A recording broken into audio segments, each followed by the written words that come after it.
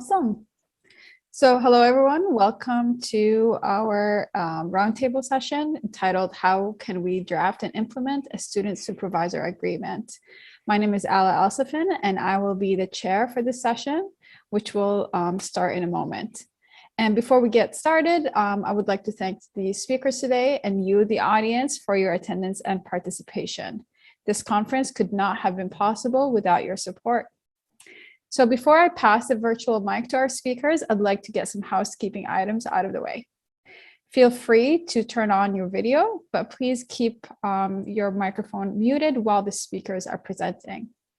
We've enabled closed captioning, and you may turn this on or off by clicking on the arrow next to the live transcript button at the bottom panel of your Zoom window and selecting show or hide subtitle.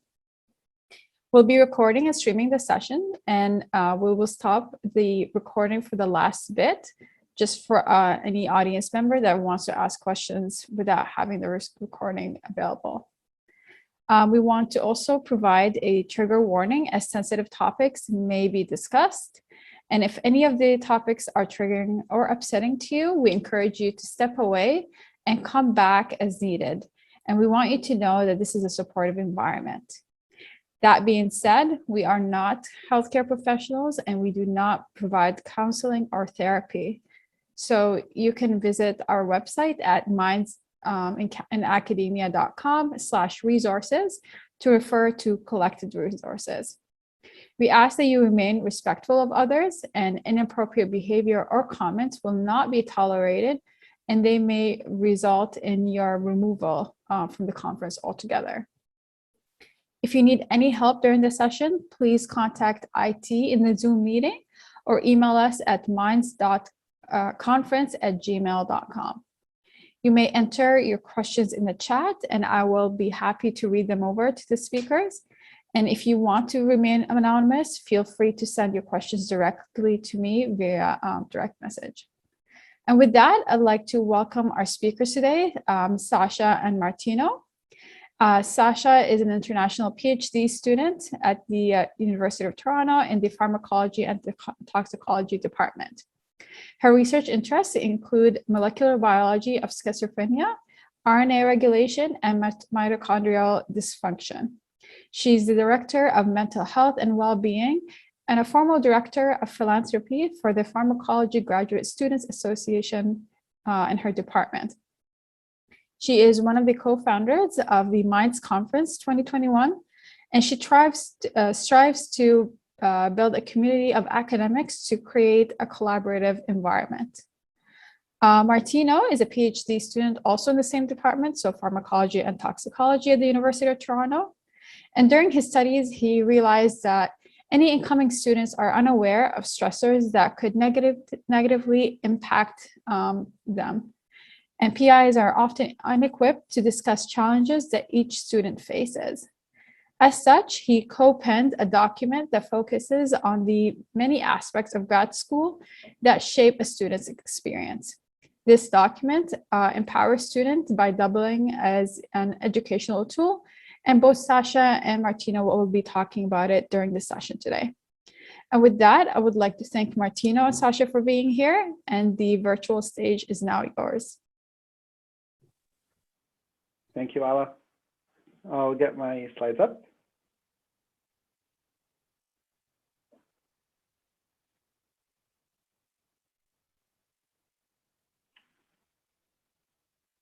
All right.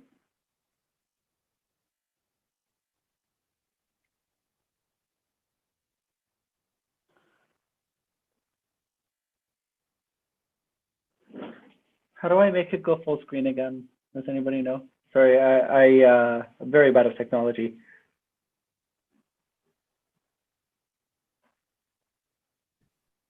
Is there like a button at the bottom or F11? Is it as full screen for you or? No. Let's see. So in the audience, Lewis is saying F11. I don't know if you want to try that. What about for Macs? Because I know it's Command Enter and I tried that and Martino, can you like hover back over the slides for a sec? And then at the bottom, yeah, one of those things. Oh, there we go. Oh, wait, no. Yep, And at the then bottom. yeah, Beautiful. and then present. Thank you, everybody. So today we're going to be discussing how can we draft and implement the student-supervisor agreement. So this is meant to be an introductory session where to really convince you to set up a system like this at your school, in your department. There is some buy-in, but we also realize that there's a lot of pushback. So we're really hoping that today is more of a discussion-based thing where we're talking about the concept of a document where I'm confident that all of you would have an idea of what a document would look like, and it's going to be different by school basis. So we'll introduce what that looks like for us. We'll introduce the concept that we went with, which is the elephant document. We're going to talk about the precedents, the actual purpose of the document, where we see the document going, persistent gaps, and then we're going to have a bunch of fun questions near the end, and hopefully that opens us up to some of your questions. So again, a little bit about me. I came to do a lot of this extra work where I'm doing a lot of student support stuff because I do think that there is a giant gap still that requires some addressing. And I do think that it's a bit of a global issue. But I think if we all start within our own departments, that we can have a change in culture overall. Sasha? Hello, everyone. Thank you, Alaa, for a nice introduction. Thank you, Martino, for introduction to our talk today.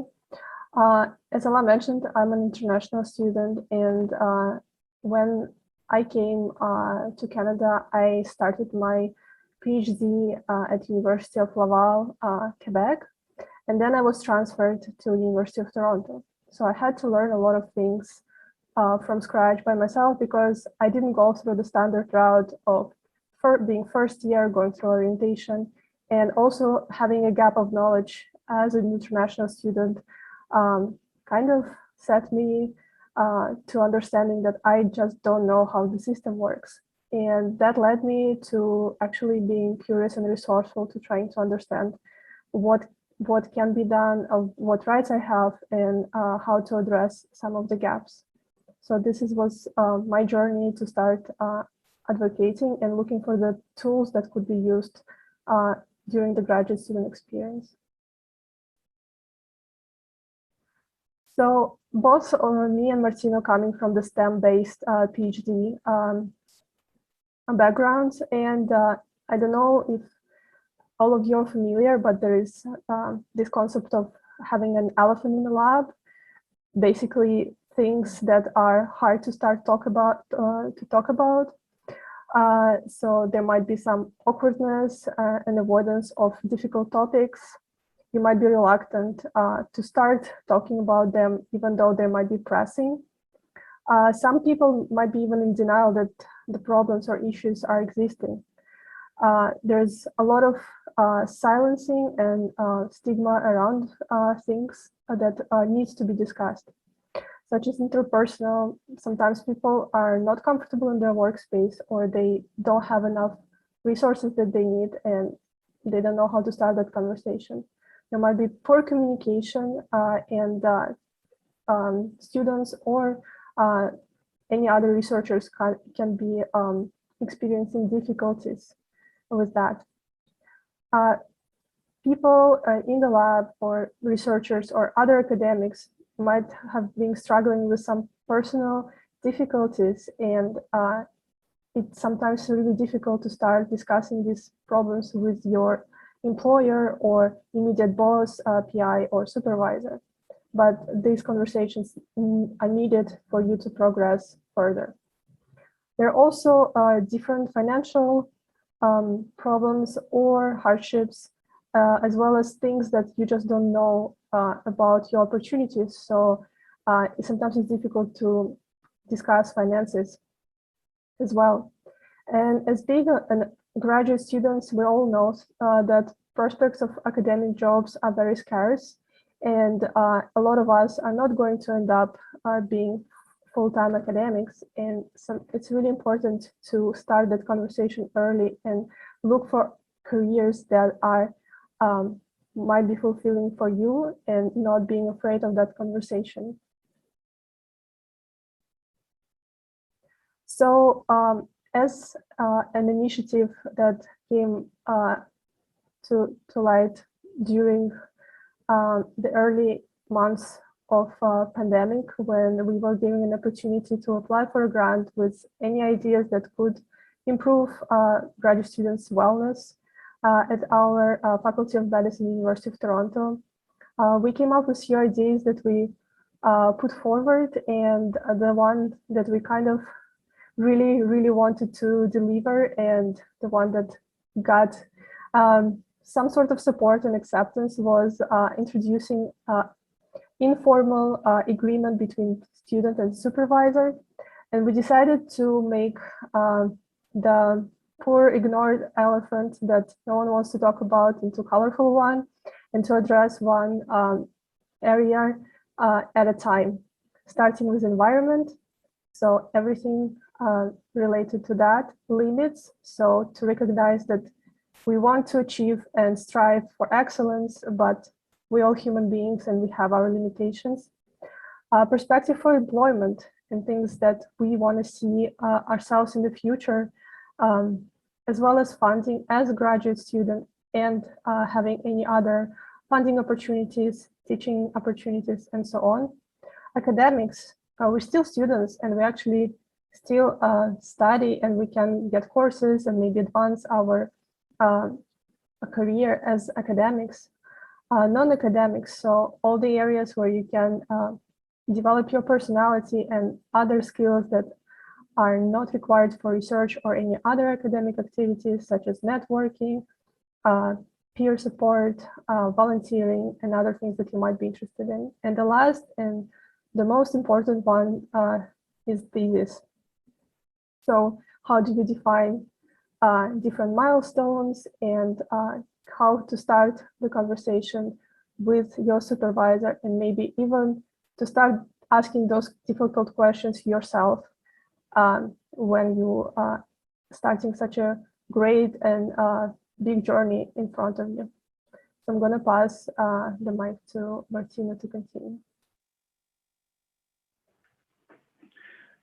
So if you're in a previous program that already has a pre-existing document, or if you are interested in starting something of your own, you might be aware of other examples that have implementations already. So these are such as the Leibniz Association in Germany, where they do have a contract system in place that is more enforced, and it does show great benefits to both students and the PIs. Also across Canada, for us, there has been precedents at other schools where the system does exist, but there's a lot less buy-in because it is not strictly enforced. So interestingly, when we were doing this, we found that even at U of T, there were pre-existing documents, but the issue was they used a lot of very vague language, and they didn't really provide a specific detail on what students might need to know in terms of maybe their funding or career opportunities. And it's also very difficult to find on the school website, and it's not really tracked, and it was difficult to follow overall. And again, we really believe that because a mentorship relationship between a student supervisor is probably one of the longer standing ones that you'll have in grad school, a strong and positive mentoring relationship would have a reduced chance of post-grad having mental health problems, such as insecurity around finances that would lead to other health issues, or insecurity about their career. So again, these are the core different topics that we selected, which we've already went over. And we're going to go a little bit into some of the details that were inside them. But why are we doing this document? Again, we're providing the students with a comprehensive guide and providing space and guidelines for students, and we're setting boundaries. But it's also for the PI, we're doing, again, a comprehensive guide where they can have the same set list of discussion topics that they can go over with all their students. They're also setting their expectations and their own boundaries with students. And hopefully this is also streamlining the process of doing the degree into completion. So this is an example now of what we have in a document, and we can be a little bit more specific. So this is, again, going to be very different based on your own department, but we are worried because all these different document systems, as long as they are voluntary, they're going to have suboptimal uptake. So we really think that moving forward, documents of this nature should really focus on details. So for us, we have included here how much a student receives in terms of their stipend. At U of T also, we have a complicated award system that is difficult to understand, and it has changed year to year. So in terms of the stipends, I think it's important to explicitly tell students how much base funding they are going to be receiving, and how much, based on if they're domestic and international, that could change. Very recently, we have changed the international fees to be equivalent to the domestic fees, only for PhDs. And it's also important to explain to first years the difference between a living allowance and the stipend that will be contributing to their tuition. Whereas in terms of the awards, it's important to explain that while some awards, even needs-based awards, might have a certain sum amount attached to it, it doesn't always translate to the dollar amount that the student receives. So this is the pay scale that we have at our school, where based on the certain number of certain amount that you're receiving in the award, it translates to the actual amount. So if you're receiving less than 2,000, you get to keep the whole thing. Less than 10,000, you actually only receive a $2,000 top up. And it's only when you reach a 15,000 and beyond where you're actually receiving 4,000. But again, you're not keeping the entire thing unless you have your award plus your stipend exceeding a certain amount. So as you can see, it's complex enough that perhaps a first-year student might not get it immediately. And this information is also difficult to find enough that not a lot of students even applying to scholarships might be aware of it. The next thing is teaching assistantships. So many students are not aware that they tap into different health benefits that they are not otherwise available to them. If they do a certain number of TA hours, that is teaching an extra course. And it is very likely that at your school, you're going to have the same thing. The last thing is, for the career, we really believe that incorporating an individualized development plan, which has been developed by the Science magazine and has been bought in by several universities from around the United States, that a student will have a better chance of knowing what career they want to do and where they can actually go, because the majority of students do not stay in academia. The biggest thing that we came across that we found troubling, and we were not able to close this gap, and we are still actively working on it, is that there was very few locations we could find that had clear language on the number of work hours that a PhD should be working. And many would fall behind the idea that a PhD is neither a student nor an employee. So that was a bit of an issue, because by doing that, there's a lot of cases where a PhD student would be working around the clock, often with very little recognition that they're doing so. And with that, there was also an issue with defining work expectations, where we found that between each different student, some students would have like multiple publications before they're allowed to finish, while other students would have like maybe a figure. So having kind of a similar bar among students, we think would improve things. The next thing is, despite us being both students and employees, there was no real language on discussing limits for what we are supposed to do in terms of the right to refuse unsafe work, the right to refuse work beyond a certain number of hours, which is also a dangerous thing to do. So for example, during when COVID started becoming a thing, there was a lot of students who were confused on if they're allowed to stay home or not, if they feel unsafe coming in, and they felt pressure to actually go into the lab, even though they didn't want to go in. When it comes to the right to refuse work beyond a certain number of hours, we have come across many cases where students are working more than 12-hour shifts, often handling mice and often handling dangerous equipment.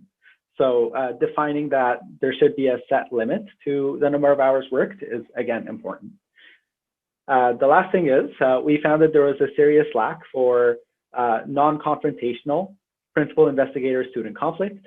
And we think that that again should be addressed. And at our school, we were told that it would be addressed, but up until now, there is yet to be anything implemented. So what I think is important here is I'm assuming that many of you here either have a system like this and you would like to improve upon it, or you would like to start your system of your own. However, what might be accessible to you and what might be predefined at your school might be completely different from what's defined at our school. Even in terms of departments, even in terms of faculty, it might be very different. So we'd be very happy to get anybody started up. So if you would like, you can reach out to us and we can send you the document, and we can also advise you on how to build your own document. Again, this is more of a think tank session where we're really hoping that you're leaving here with ideas of your own where you can really implement your own. But in terms of words of advice that we can impart on you, do be forward thinking in terms of preparing students for careers beyond academia. A lot of us seem to focus on the PhD life itself, and there is a gap in terms of PhDs reaching the step beyond it in terms of job seeking. It's important to address the power imbalance relationship head on. So with that, I think it's very important that students have very clear language on what is allowed in terms of absolutely everything, in terms of language that they hear themselves, in terms of hours that they're allowed to work, and so on.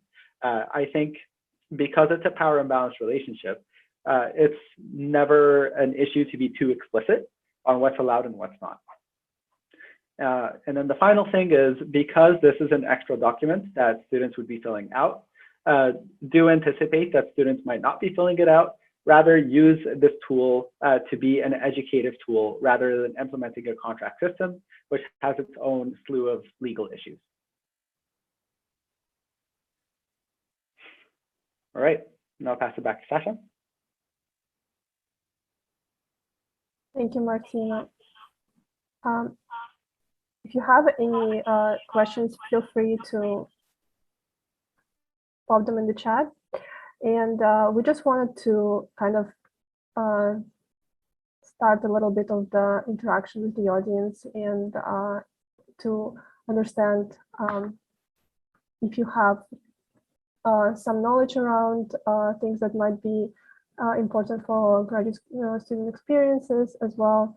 I'm personally curious if you could write in the chat which countries are you from, and if you have had experiences with similar documents. We're also going to start the first poll, and if you can answer what percentage of PhDs drop out through their program worldwide. So those are the stats that we found, and we want to see if it's matching what we found. So Alaa, you can finish the poll. So yeah, you're correct. It's between quarter and a half. So this is something that I don't think we talk a lot about, but a lot of people who start their PhD programs are not being able to finish them. And as we discussed a little bit before in our slides, one of the major and defining factors to successful PhD is a good mentorship and good supervisor relationship experiences. So just a little bit to maybe get everyone to interact with us. It would be great if you could write in the chat if you just A or B, if you had experiences with such documents or agreements before. So it seems that Luis actually made a comment about having an experience with the document. So Luis says that they have had a document where they have signed it and they went over it once and then it was ended up in a drawer, never to be seen again. So what I want to know is, what was that session like for you? And did you learn anything from that session? Like that session where you did the signature? And feel free to respond by mic or responding in the chat.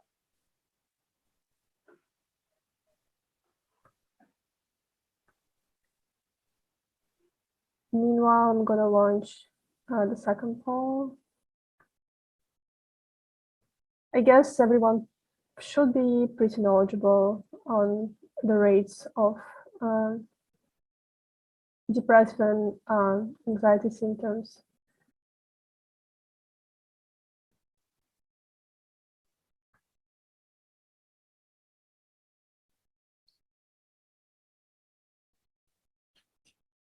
Wait a little bit.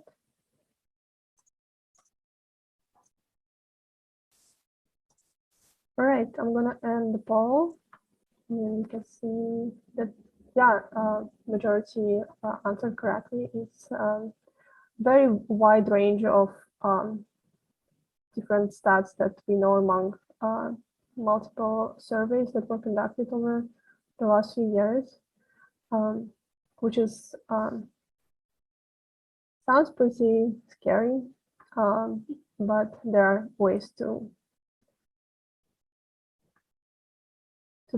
tackle that problem. I think, Martino, there is an answer if you want to address that. Sorry, can you say that again, Sasha? Can you look at the chat? Oh, I didn't get a prompt for it. Yeah, so please.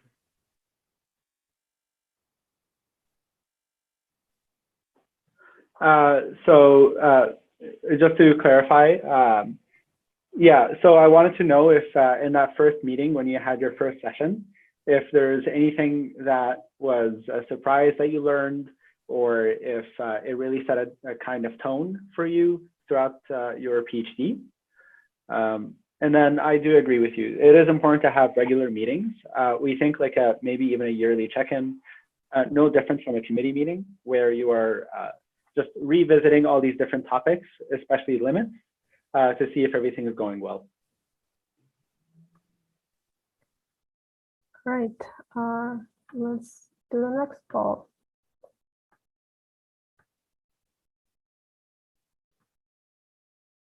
So this is to address a little bit of different systems that we have in multiple countries, where sometimes PhD students are considered students, sometimes PhD students are considered workers, and many times it's something in between. So we want to know what are your bets are on which country. All right, I'm gonna end the poll, and again, you're correct. The quiz is too easy. So yeah, it's Denmark and a few other countries in Europe. We think it might be a good way of addressing some of the power imbalances and work our expectations. However, this is a really complex question that needs to be addressed from multiple perspectives with higher changes, more systemic changes, not only in academia, but overall on the governmental level. So thank you everyone for answering. So another big thing that we encountered in trying to implement the document is trying to define some sort of limitation or even discussion around expectant length of the PhD. This is really different and depending on an area, subject, field, even specific lab sometimes where you work on. But what we wanted to communicate is it's really important to have an idea what you're signing up for to avoid a lot of frustration down the road and maybe have a better idea if this is something that you really want to do. And we kind of just wanted to provide this information for students early on, because I think a lot of these things that we're discussing today are not made accessible for everyone starting their graduate school. I hope that there are more information right now, but at least as an international student, I didn't learn a lot of these nuances early enough. So let us know what you think is the average PhD length. Oh, sorry, I'm gonna relaunch.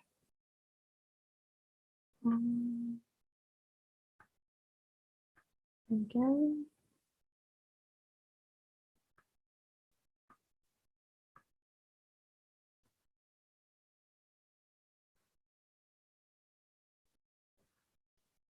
So the question is asked across multiple fields, and we're going to give you overall average and also examples from different fields, averages.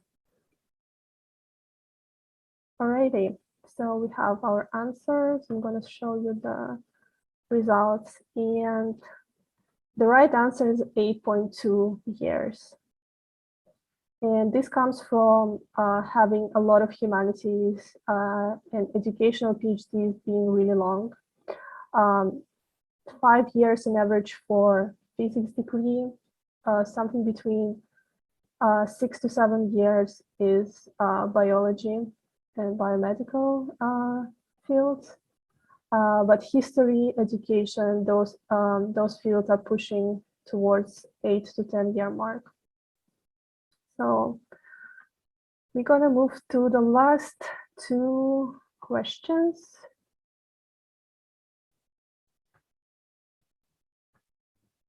And then answer the questions from the chat. So what percentage of PhDs stay in academia?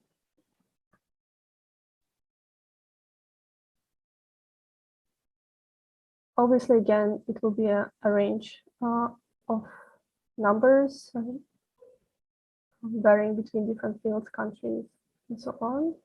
But just like what is your feeling? Also know that this number definitely changed over the last 10 years and maybe more like 15 years. And obviously, I guess it's declining.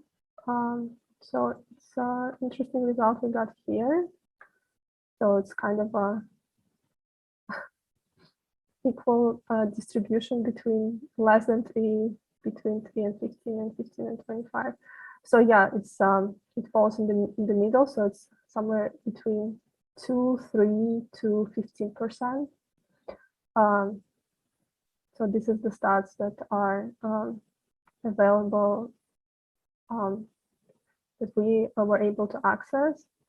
And this being said, I think it's important to acknowledge that a lot of people who are finishing their grad school are not going to end up working in academia full time, and that maybe part of the PhD journey should be attributed to discovering and learning what are the career perspectives.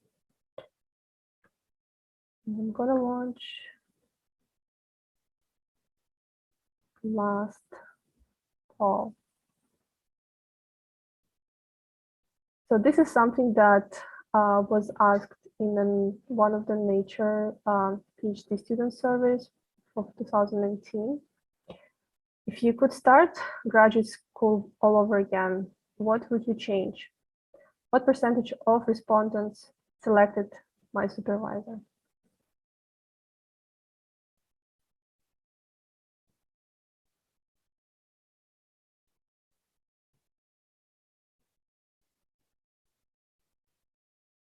All right. Okay, gonna end the poll now, and this is interesting. So actually, the right number is 24, but I guess those numbers are pretty close, so it was harder to guess the right one. And I think it's still pretty big. And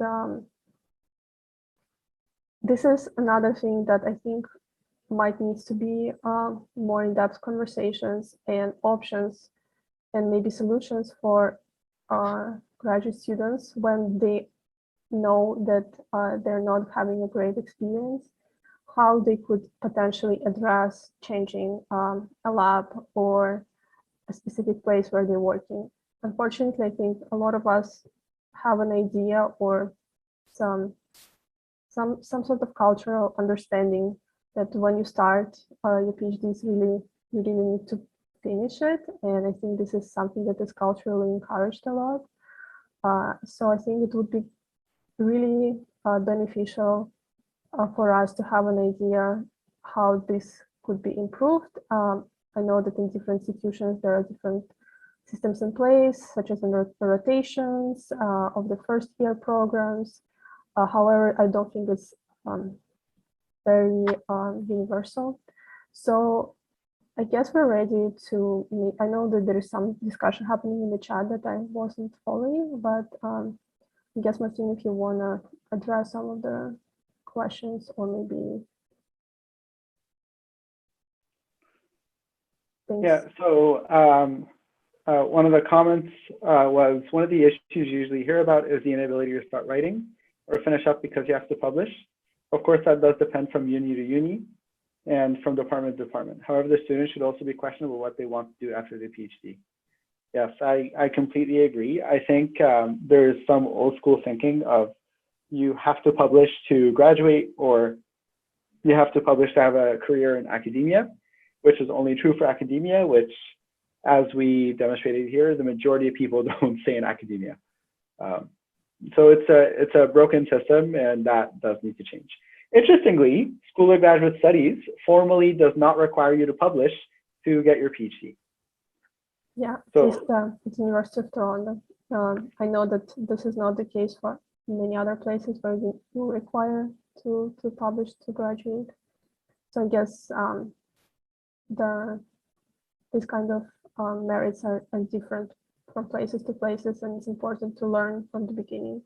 I have one private message, so I guess both of us probably can give a little answer.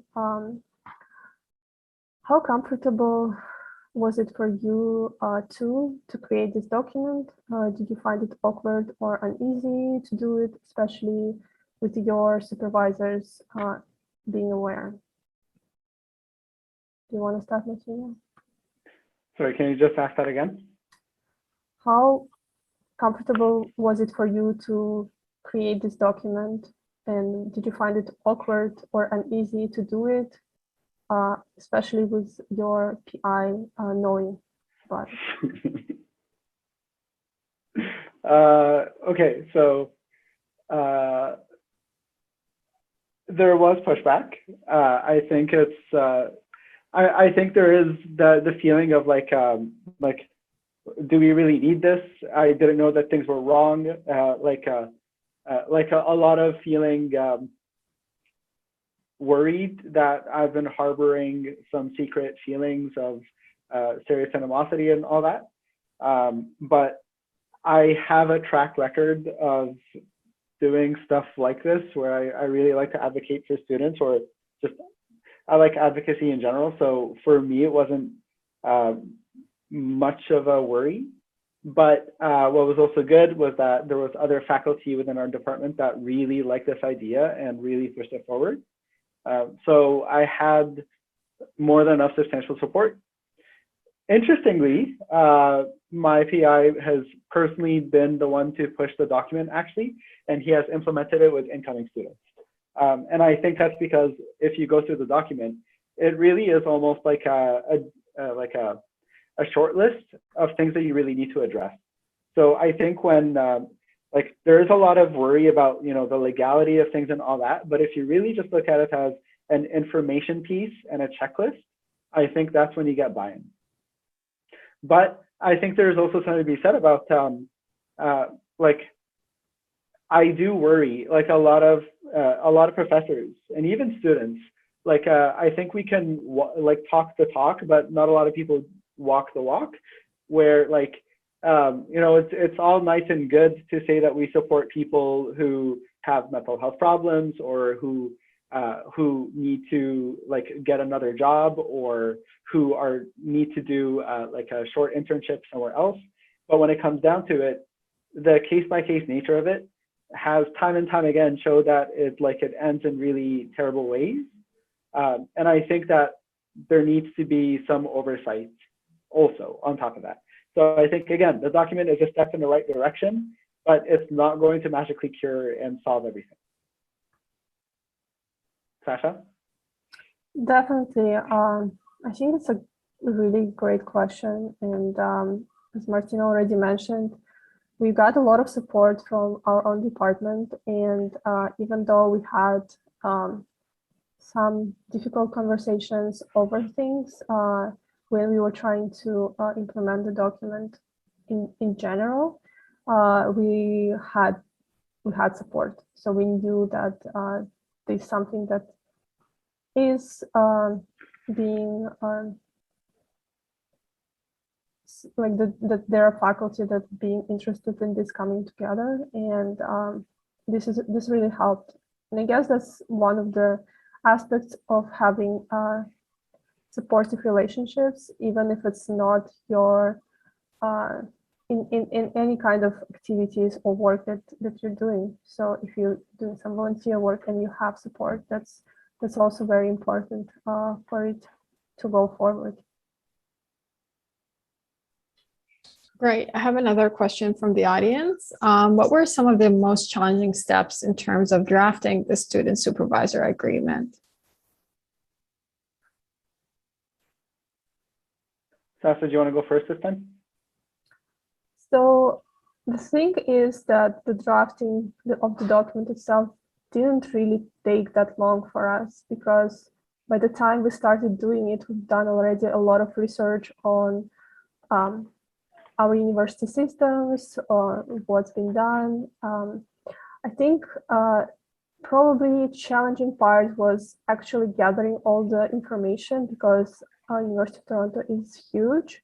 It has a lot of different small institutions within itself, such as School of Graduate Studies, Faculty of Medicine.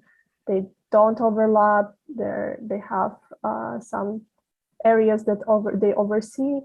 Plus, there's a lot of things and initiatives that are being done. However, I think that there is a little bit of a lack of communication between different bodies that implement or encourage those initiatives. So a lot of students and I think staff is trying to do a lot of things. However, I think it's not really well coordinated, and that was a challenge, I think, for us to try to find that information and know who is doing what are the steps that anyone could take in like conflict resolution situation. Where do we start?